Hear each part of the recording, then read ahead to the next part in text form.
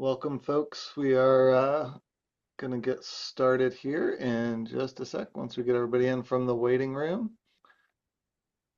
All right, looks like we are good.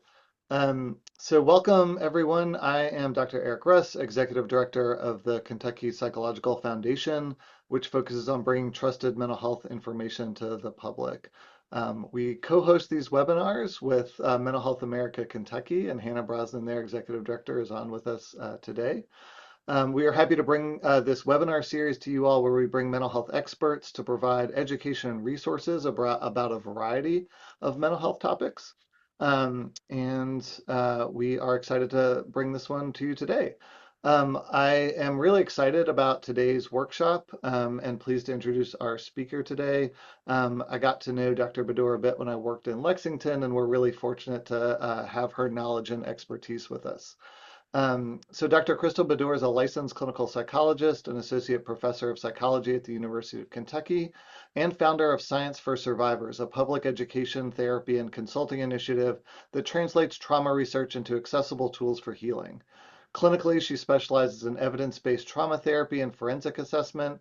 She also provides training and consultation to community organizations, legal professionals, and healthcare providers. Through Science for Survivors and her public outreach work, Dr. Badour is committed to helping people understand trauma in clear, compassionate, and empowering ways that honor individuals' diverse experiences. Again, we're really excited to have her here today, and I'll turn things over to Dr. Badour to get us started.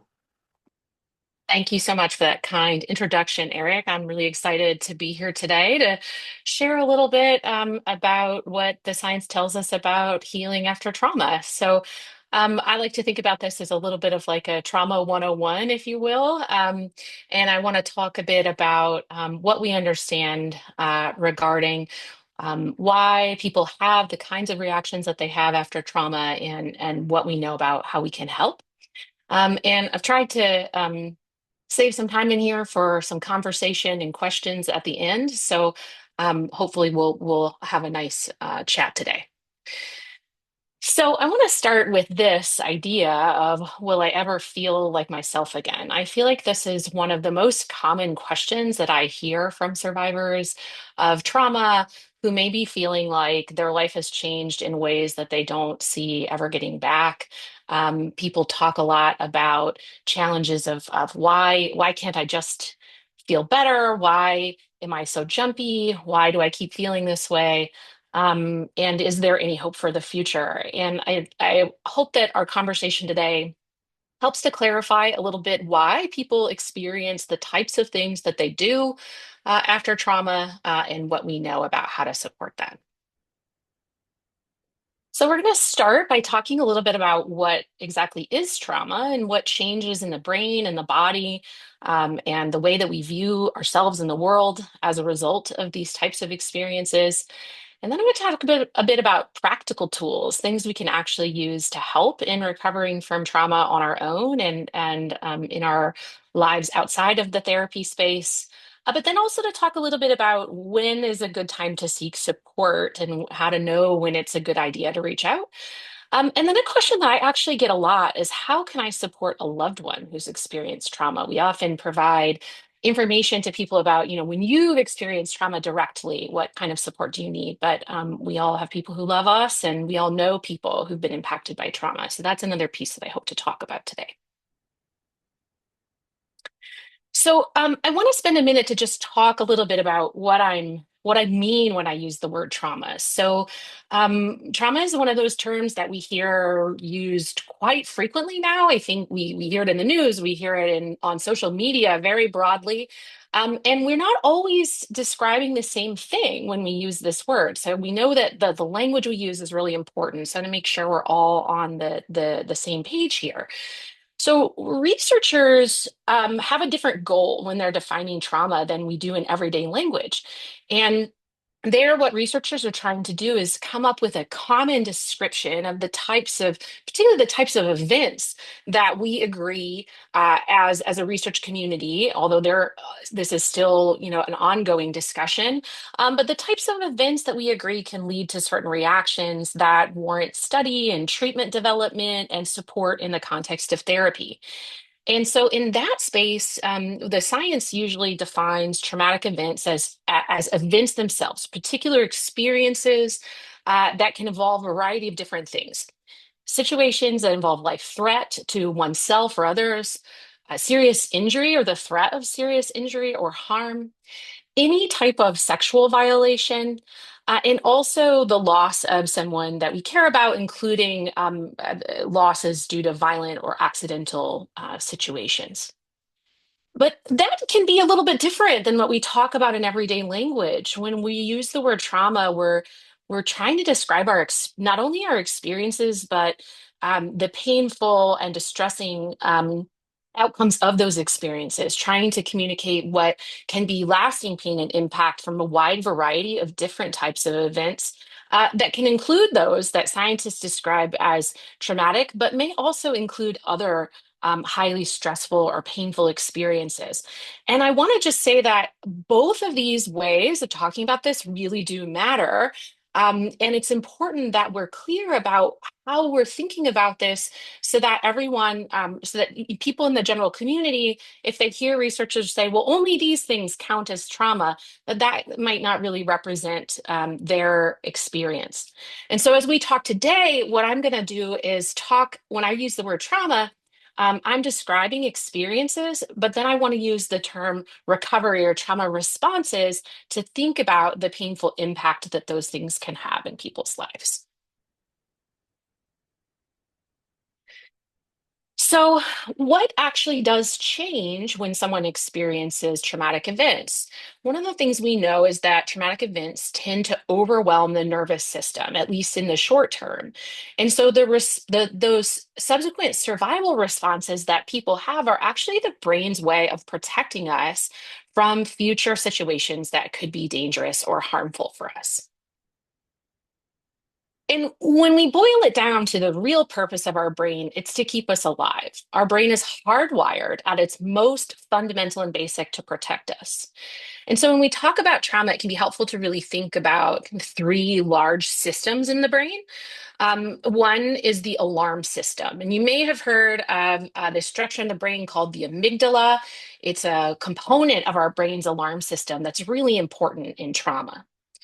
So, anytime that we detect a potential threat, that alarm system is really going to kick into overdrive with its goal being how can I? All right. So, what actually happens after trauma is that for some people, that alarm system can get stuck and stay on.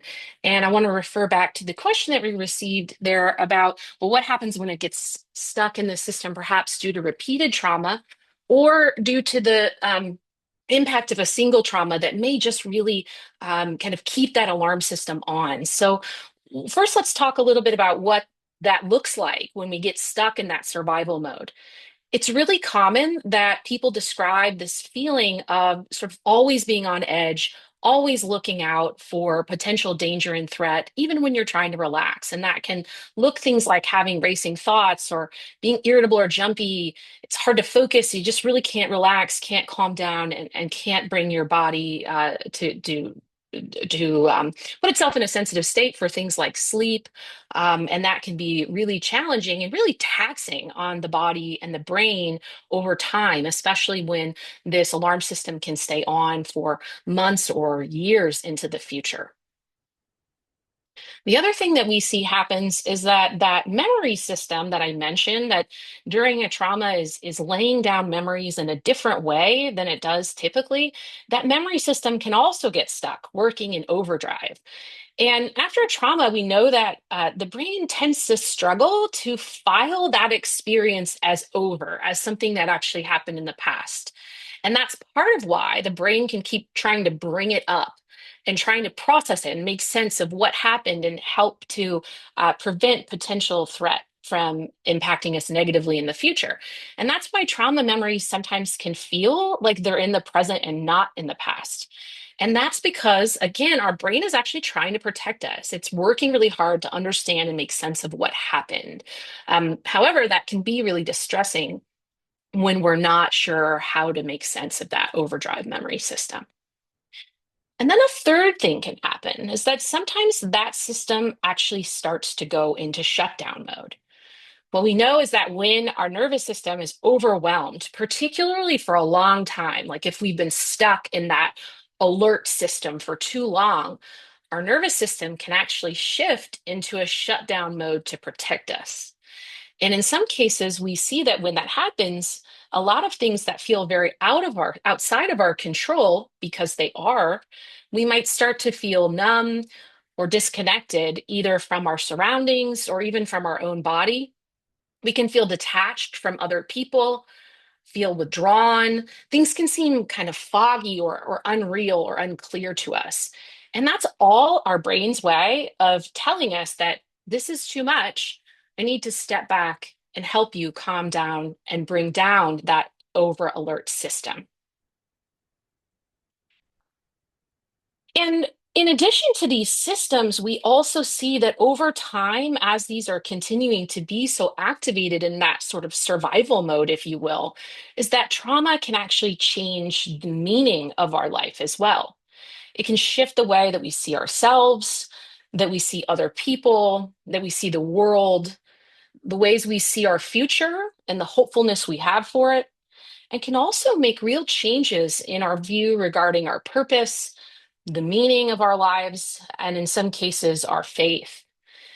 And in many cases, these shifts can come with very powerful emotions, especially feelings of guilt and shame that can stick around for many years, even if the trauma was not someone's fault.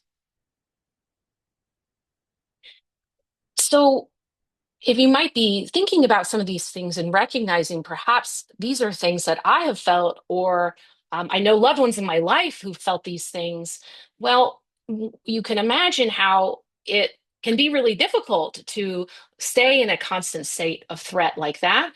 And we do things to try to keep going. These strategies that we engage in to help us keep going in spite the challenges that we're facing as part of our trauma recovery make a lot of sense. They're necessary to help us to continue to function in our lives. So some of the things that we might do to help try to keep us going or avoiding reminders, especially if that memory system is really on alert, trying to bring back those memories in response to triggers or things that make us think about the trauma, then we might start going out of our way not to think about it or not to come into contact with things that could serve as reminders. Many people love to stay busy. Let me dive into work or my home life or other things that can help keep my mind off of these difficult situations. I might intentionally push away the feelings or distract myself. And I talk to many people who get this idea of I'm just going to power through. I'm gonna push through, and in the future, when I have the space, maybe I will sit down and think about these things. So it's true that while these strategies are really essential to help us to continue to function, they also can make it more difficult for our brain to fully process and make sense of what happened so that it can file that memory away as something that actually happened in the past. And for our alert system to determine that actually now that threat has passed and I'm currently safe.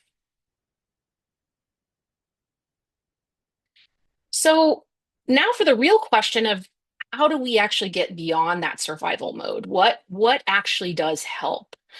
And we know that healing supports those same systems that trauma affects. And so we have to think about healing from that same framework. So I want to start with that arousal system where we started thinking about how trauma impacts us. And to say that in the same way that our brain learns about threat, it has to learn about safety. And there are several things that we can do to start to help calm that overactive nervous system. And if I could wave a magic wand and just have one thing that I could help people with in terms of calming that alert system, it would be sleep. We know that sleep is so, so essential for helping with trauma recovery and helping the brain process those memories. But sleep is one of the things that gets disrupted by trauma, but it's also in our society one of the things that we are sort of last to prioritize, right? Well, I can sleep when I'm dead. That's kind of a common phrase that people use.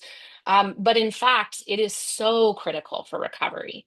And so it's hard to make shifts in your sleep, particularly if trauma has impacted it for a long time. But one of the biggest things that you can do on your own is work toward a consistent sleep routine where you're going to sleep. Or getting in bed to go to sleep and waking up and getting out of bed at the same time each day. That is one of the biggest things we know from the science we can do to help with sleep. There are also strategies like slow breathing that can help send signals to your brain that actually this is a safe situation right now that I am in. Movement we know is really important, whether that's gentle, gradual movement or exercise.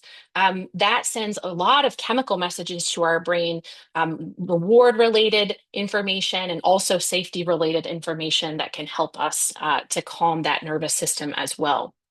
For some people, meditation is really wonderful to have quiet moments to practice training the brain to stay in the present. Because following trauma, for many people, it keeps going back to the past and can be hard to actually stay in the present moment and remind yourself that right now I actually am safe.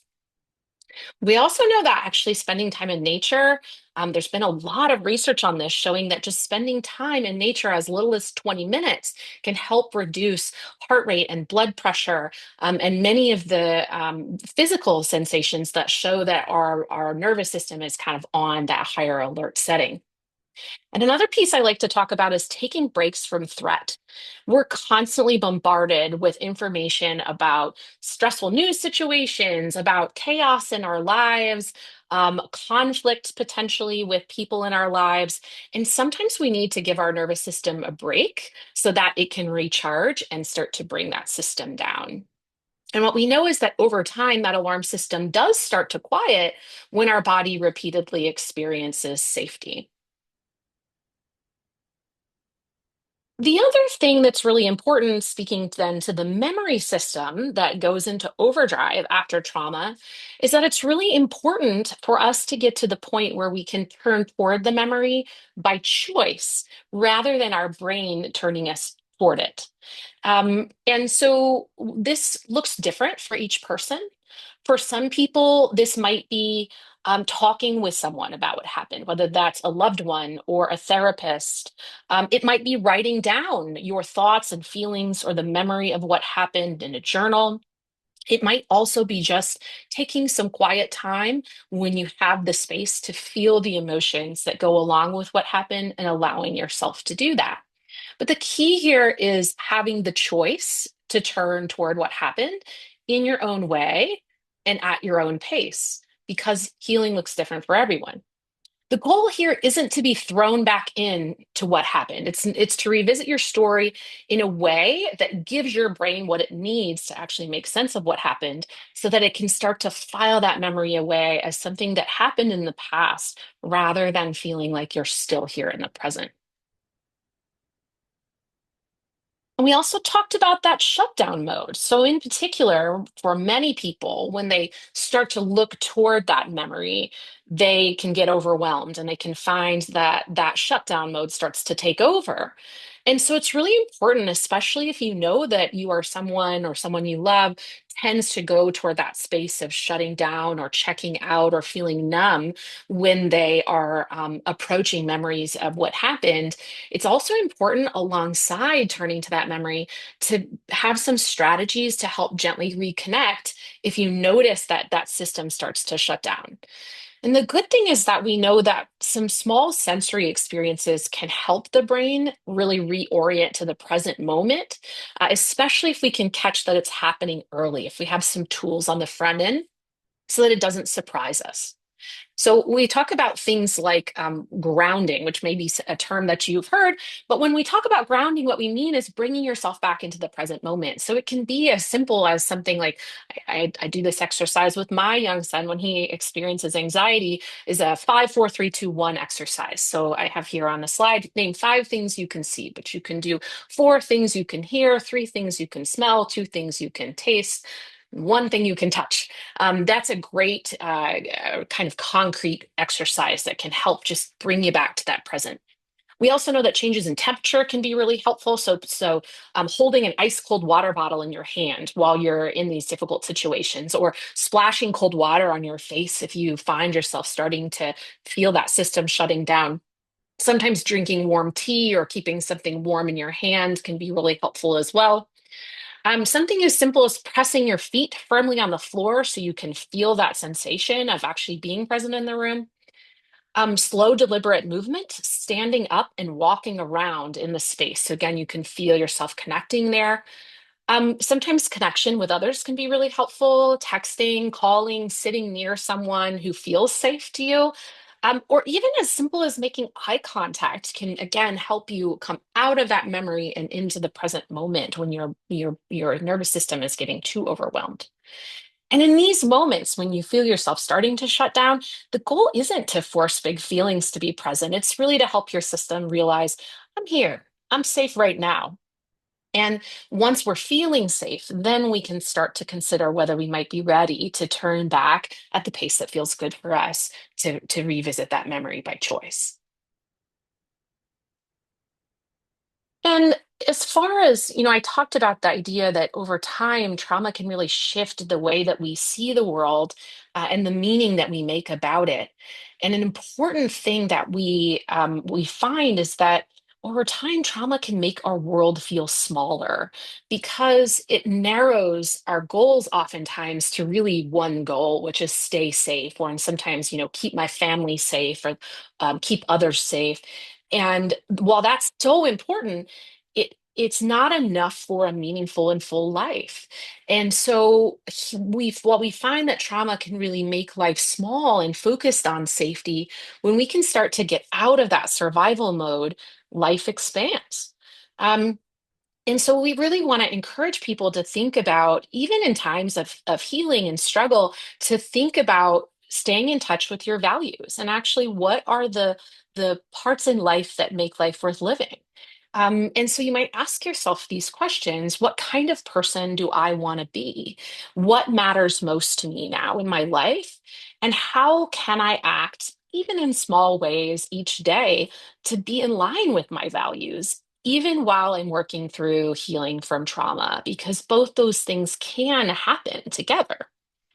And I want to make this really important point because I think as mental health professionals, we are often really focused on helping people to reduce symptoms.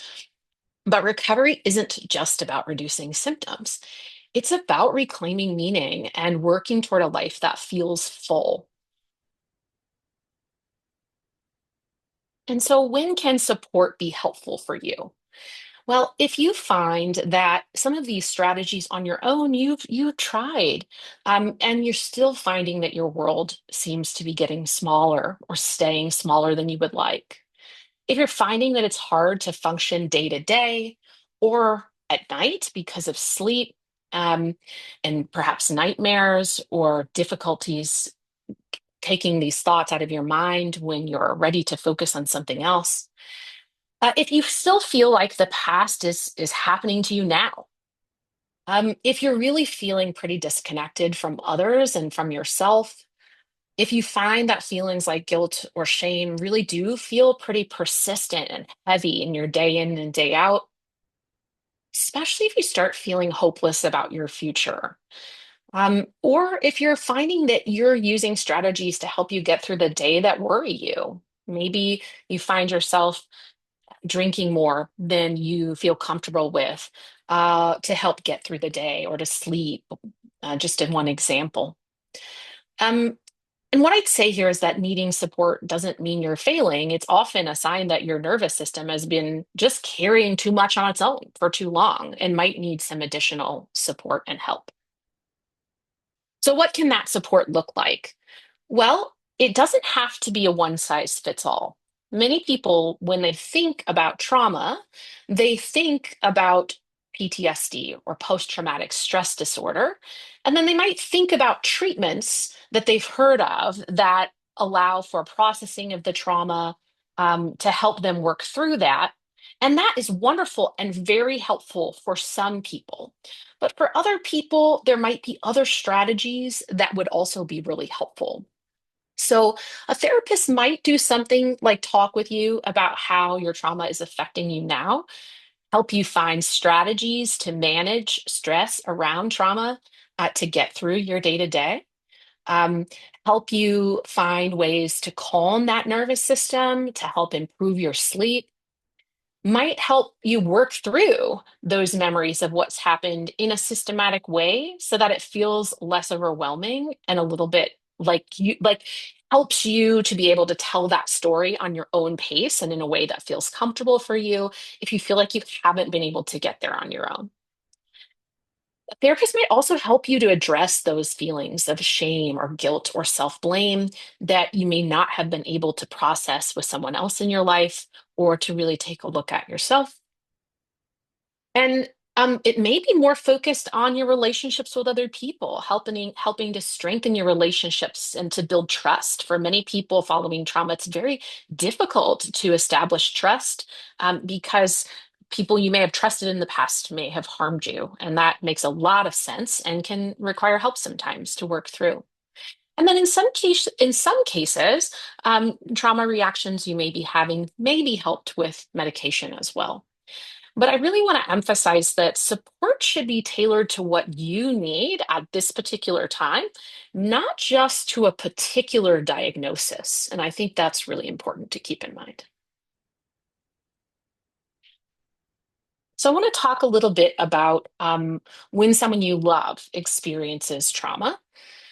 And I get questions a lot about, well, how should I respond if someone I love tells me that something traumatic has happened in their life? And if it could communicate sort of one thing that you could maybe take away from this is that the most important thing is that loved ones feel like they're safe with you, that they're believed by you, that this happened, and that they're in control of what happens next. Um, the best thing that you can do is to stay calm, which can be really hard when you learn that something difficult has happened to someone that you love. But it's important to keep in mind that in that moment, when someone's sharing with you, it really should be about how they're feeling more than about how you're feeling. But that being said, it's very important that you also have space to process how you feel and how you're reacting to coping with supporting a loved one or that something difficult has happened to a loved one. It's just also really important to think about when is the right space for that. Believe them. Particularly, this is a space I work a lot with survivors of sexual trauma, and we know from the science and working clinically with survivors that a very common reason that survivors don't share that they've experienced trauma is because they're afraid of not being believed. And so that is so important. Also, thanking someone for telling their story, for sharing what they're comfortable sharing. And it's very normal and typical to want to know more so that you can help and support. It's really important that when someone shares, to recognize that they might not be ready to share more and to avoid pressing for details and just letting them know that you're here for them and to talk about it as little or as much as they want and to let them decide what's going to happen next. I talk with a lot of very well-intentioned people who, when someone we love is hurting, we often want to jump into problem-solving mode. But problem solving often isn't actually what someone needs when they first disclose about a trauma. Sometimes we say things because we want to fix it or make it better, but that might actually unintentionally cause some harm. So when we say things like, "Why didn't you do this?" And that sort of suggests that maybe it was their fault or they could have chosen a different scenario to have a different outcome. Are you sure? That kind of gets at the question about believing someone's experience and validating that what happened to them is real. Well, a lot of times people will say things like, well, at least this worst thing didn't happen. And while that's intended very positively, it can have the effect of making someone feel like what happened to them actually wasn't as bad as they're feeling that it was, and that's not what we want to do. We want to try to avoid saying things like, you should report this, because we want it to be their choice if that's something that they are comfortable with. Everything happens for a reason is a very common thing that people will say. And similarly, people of faith might often say God has a plan. And for some people, that may feel very validating, and for others, that might feel really painful. And so, I'll talk about some alternatives that might be helpful when someone discloses. And the last thing I would say is a common thing that I hear is, well, when blank happened to me, this is how I reacted. And so again, we want to try to make it about our loved one, that this is their experience, and not necessarily try to compare to one of our own or an experience that someone else has had, so that it can really be about them. So what can you say in that moment? Well, things like, I'm really glad that you shared this with me. Thank you for telling me. That shouldn't have happened to you. I'm sorry that this happened to you. You didn't deserve this to happen, and I'm here for you. And here for you can look really different. It can look like, I'm here for you if you need to get out and be distracted. I'm here for you if you need to sit on the floor and cry. You know, and people need different things at different times. And so a really important thing too is that I'm here for you doesn't just mean right in this moment, it means through the ups and downs. And it can be really stressful, and can feel kind of overwhelming in some cases to think about, am I saying the right things to support my loved one? And the important message I'd like to give here, I know I've suggested some specific things you can do to support, but bigger than specific things you can say is that you don't need to be someone's therapist. And that's typically not what they're coming to you for, but they're looking for someone to be steady and safe and someone that they can trust with this experience. And support, of course, doesn't isn't just one moment, it evolves over time. And so the best of your ability, how can you support a loved one over time, is being consistent and predictable in your responses, checking in gently on how they're doing without pressure. Some people would prefer not for you to talk about it after that, after the initial discussion. And sometimes people would prefer for you to ask how they're doing. And so trying to navigate that about what's the best way that I can check in on how you're doing without pressure, and respect their changing needs and evolving needs over time.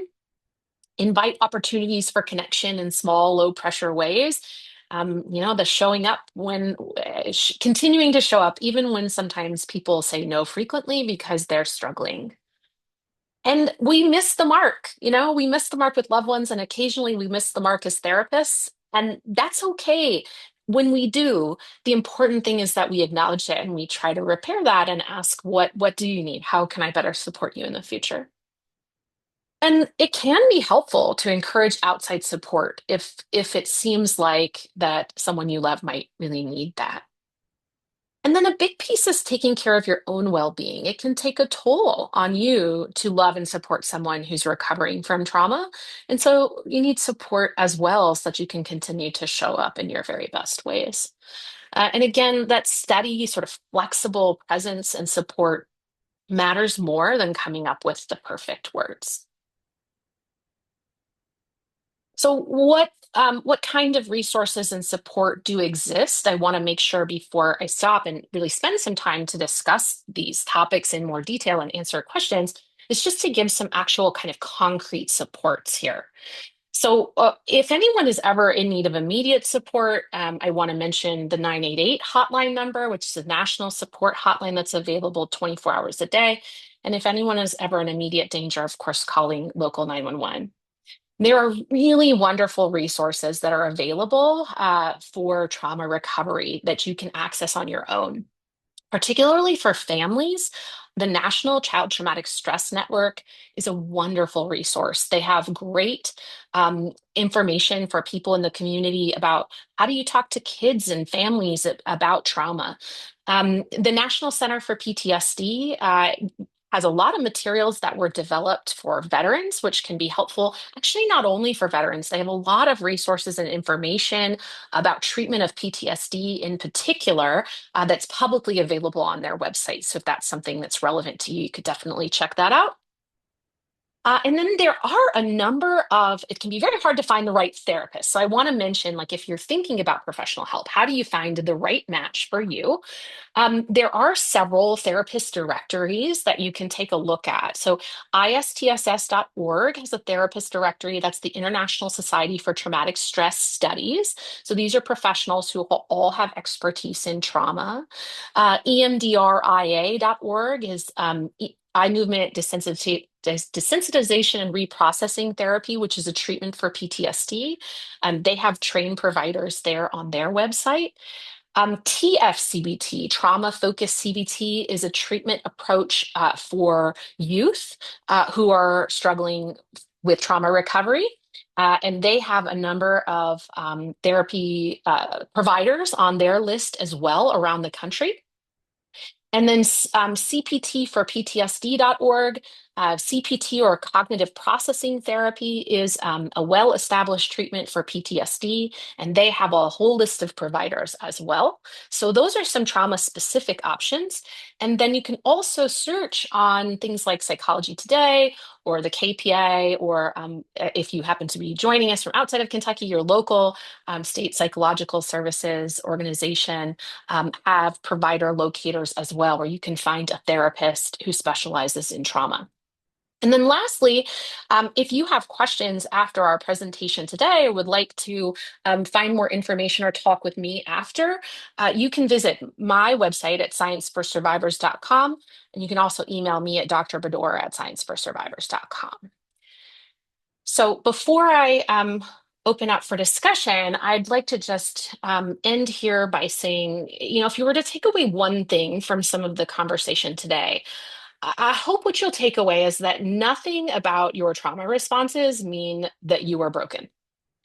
They mean that your system was doing what it's supposed to do to try to survive. And those systems that learned how to survive can also learn safety. And because we know that, we also know that healing is possible and there are resources out there to help. So I'm going to go ahead and stop with the formal presentation now so I can leave time for conversation.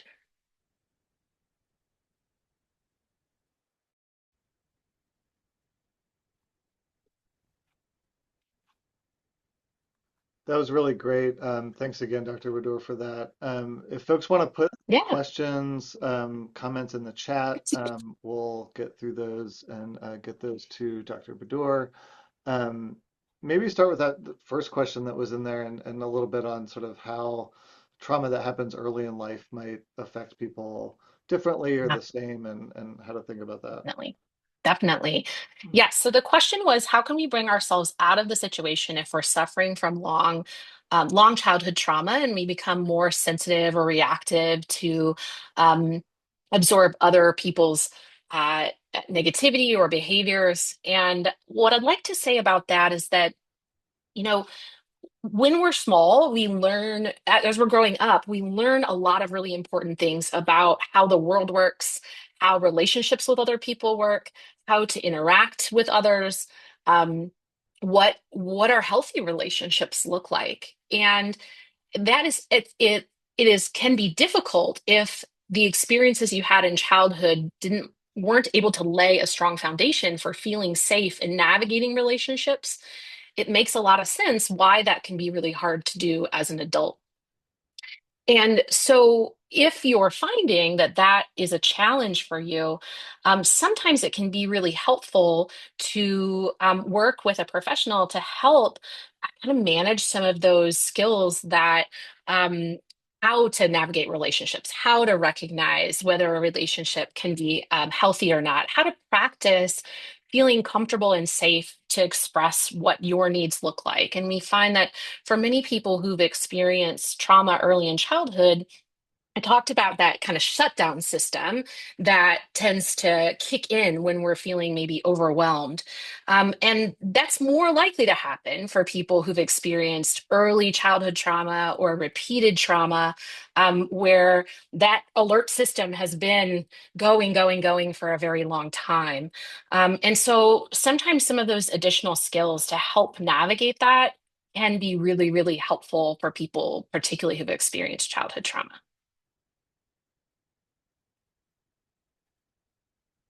Okay, let's see. Another question about what about situations where the person was under the influence of substances, and the trauma involves memories of hallucinated evil images? That's a good question. So I'm not as sure. I'd have to learn like a little bit more about that particular situation, I think, to give specific advice there. But what I would say about, let me just step back and ask about what if someone had been under the influence of substances during their trauma, because that's a fairly common situation. We know, for example, that when people are using alcohol, that they may be more likely to uh, experience various types of violence as well. And we can definitely talk more about why that is. It's not because someone's using alcohol. There's a lot of complicated factors that go on with that.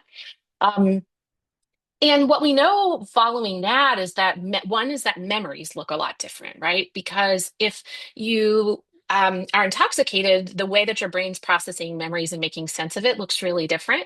And so that can be a piece that we have to help work through, as that memory system still tries to make sense of what happened, but it just might not be as clear for someone who had been intoxicated. Another piece that happens is that people might have more feelings of shame and guilt and feel like it was their fault that it happened because, say, they had been drinking or they had been using drugs. And what I would say about that, I cannot say this more strongly, is that you should be able to drink and you should be able to use drugs, and no one should ever harm you. And in fact, if you're ever experiencing intoxication to the point that you need assistance, someone should help you rather than harm you. And so I like that. To me, that's such a strong foundation.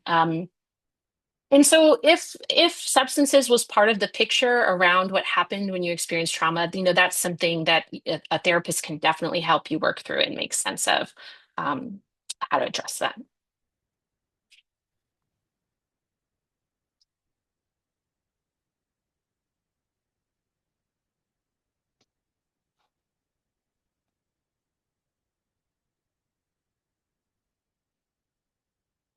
Any other questions or thoughts?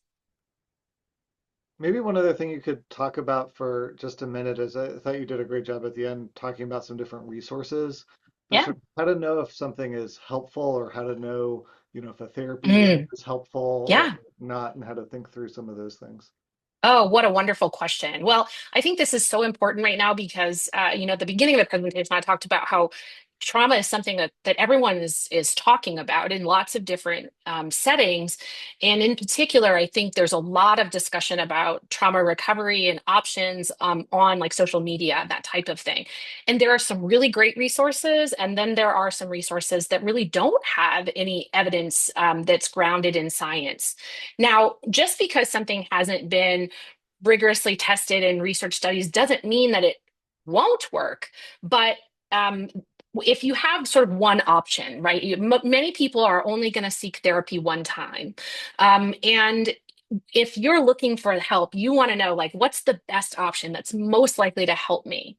Um, what you can really look at, that's part of why I sent over that list of resources today of some different websites so that you can find like what are good, credible resources there. What types of therapies should I be asking about?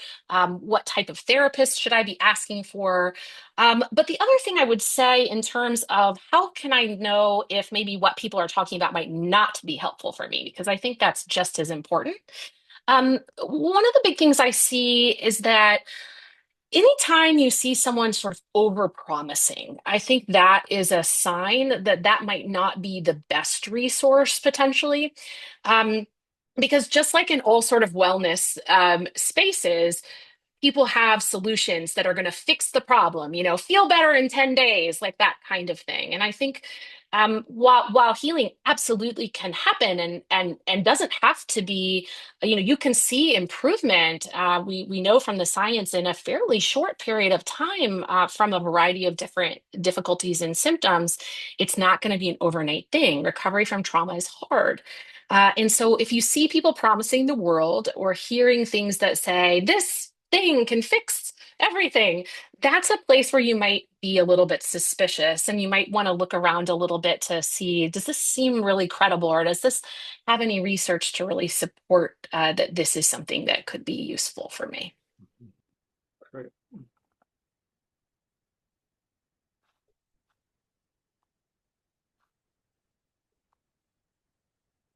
All right. Well, one last call for questions in the chat.